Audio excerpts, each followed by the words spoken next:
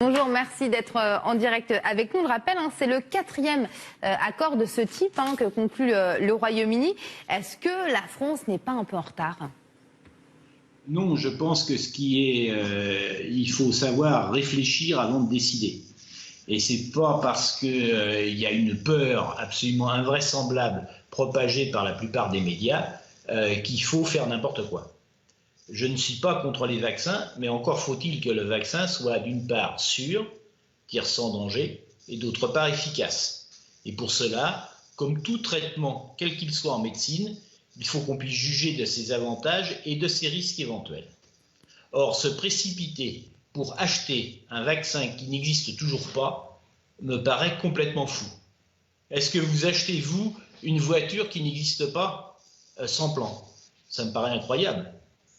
Donc là, les gouvernements agissent par peur, comme ils ont fait d'ailleurs pour imposer le shutdown en Angleterre, ou le confinement en France, le confinement aveugle, c'est-à-dire sans séparer les gens malades des gens sains, ce qui a aggravé la mortalité de l'épidémie. Donc je dirais, wait and see, attendons et voyons les résultats objectifs de ces vaccins avant de l'acheter.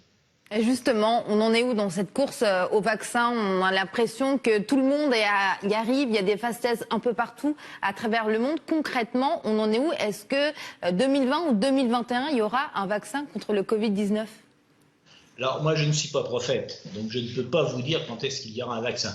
Ce que simplement je peux dire, c'est qu'il faut se méfier énormément des vaccins faits dans la précipitation.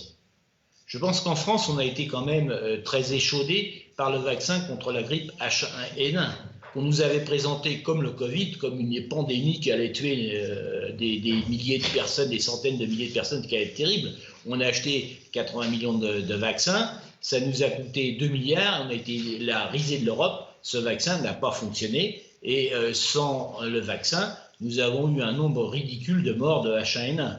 Donc, soyons prudents, ne croyons pas n'importe quoi. Alors, pour le Covid-19, il faut savoir que le précédent Covid a été l'objet d'un vaccin par Sanofi. Et ce vaccin n'a jamais été commercialisé parce qu'il n'avait aucun intérêt, parce que l'épidémie a disparu définitivement. Donc je pense mettre des milliards, alors qu'actuellement on est dans une situation financière absolument épouvantable, mettre des milliards sur un hypothétique vaccin qui peut-être existera, peut-être pas, personne n'en sait rien, me paraît complètement fou. Alors, selon vous, il faut faire quoi? Il faut demander aux gens de faire de vraies études et d'acheter le vaccin. S'il marche, il faut deux choses. Il faut d'une part que le vaccin soit efficace et non toxique, et d'autre part que l'épidémie revienne. Or, personne ne peut prétendre que l'épidémie va revenir. Actuellement, on nous casse les oreilles de reprise de l'épidémie, c'est une plaisanterie. Je regardais ce matin les résultats officiels, d'une part de l'OMS et d'autre part de Santé publique France. Et qu'est-ce qu'on voit sur les Santé publique France, qui est quand même le problème de notre pays? C'est que depuis 2 mois, il n'y a plus de malades, il n'y a plus d'entrée en réanimation, et il y a extrêmement peu de morts qui sont les morts de jadis, qui ont traîné en quelque sorte. Et d'autre part, si on regarde la surmortalité qu'a fait le Covid-19 en France par rapport aux grippes, eh bien, elle est restée inférieure à la grippe de Hong Kong. Donc pourquoi est-ce qu'on nous a enfermés de manière militaire, comme en Italie? Et lorsqu'on regarde également la mortalité d'après l'OMS, la mortalité mondiale, il se trouve que les 4 grands pays qui ont confiné à la française, c'est-à-dire de manière aveugle et policière, l'Italie, la France, l'Espagne et la Belgique, sont tous les 4 dans le top 6 des mortalités les plus élevées au niveau mondial. Donc, ces gens qui nous ont dit qu'il fallait confiner, que ça allait nous sauver, et qui on se retrouve à avoir tué nos vieux de manière invraisemblable, et d'être parmi les pires résultats de mortalité au monde, comment pourrait-on les croire quand ils nous disent qu'il faut vacciner? Mais si je vous comprends bien, ça veut dire que l'épidémie que l'on traverse actuellement n'est pas si grave, en tout cas, qu'on voudrait nous faire croire?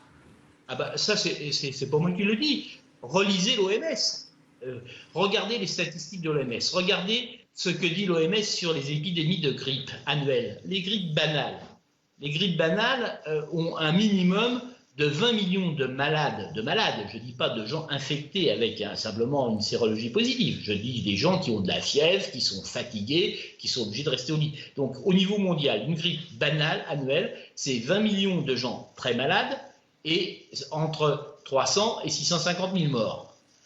Actuellement, le Covid-19 dont on nous rabat les oreilles depuis 4 mois comme la nouvelle peste, n'a touché que 16,5 millions de personnes dans le monde et aux environs de 600 000 morts. Donc des chiffres qui ne sont pas très différents de la grippe habituelle. Donc ce n'est pas la peste, comme certains ministres ont osé le dire à la télévision. C'est une épidémie saisonnière qui a la particularité d'être une grippe plus méchante que d'habitude. Ça c'est vrai, les gens qui l'ont fait ont été plus fatigués, qui, comme la grippe habituelle, tue les vieux.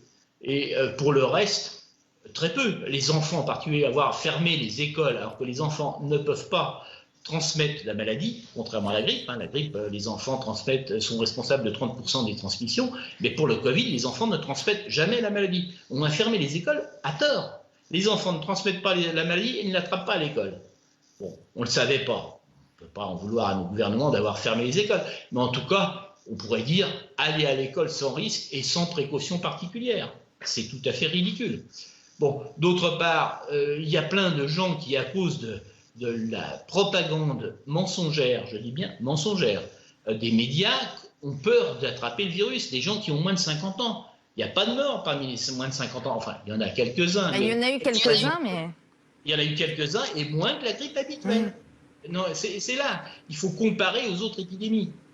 C'est une épidémie, une véritable épidémie qui fait des malades et des morts, mais pas plus que la grippe habituelle. La seule différence, et elle est réelle, c'est qu'habituellement, la grippe, elle tue beaucoup dans les pays sous-développés, en Afrique, en Asie, etc. Et là, elle a touché surtout les pays très développés. Ça, c'est une différence réelle, importante. Elle a touché tout simplement parce que ces pays très développés ont des moyens de transport public qui sont des vrais incubateurs à virus et qui ont propagé le virus à la vitesse qu'on a pu voir.